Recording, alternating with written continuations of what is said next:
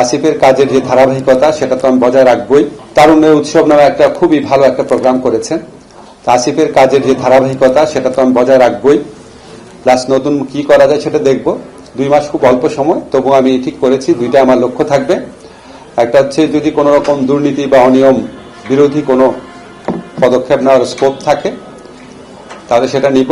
আর হচ্ছে ঢাকার বাইরে, বিশেষ করে যে আমি সবসময় ঢাকার বাইরে গেলে অন্য মন্ত্রণালয়ের দায়িত্ব নিয়ে শুনতাম ওখানে খেলাধুলা খুব করুণ অবস্থা, আমরা তো সব ঢাকা কেন্দ্রিক হয়ে গেছি।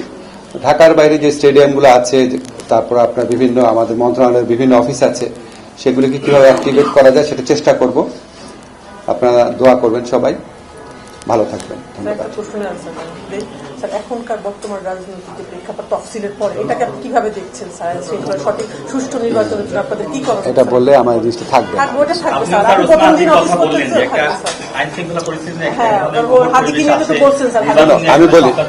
আমি এটা নিয়ে এখন কথা বলতে চাচ্ছি না, কালকে ল মিনিস্ট্রিতে কথা বলবো। কারণ এটা হয় কি আমার এই ফোকাসটা হারায় যাবে। কালকে ল মিনিস্ট্রি কথা বলবো, কথা দিলাম। ঠিক আছে?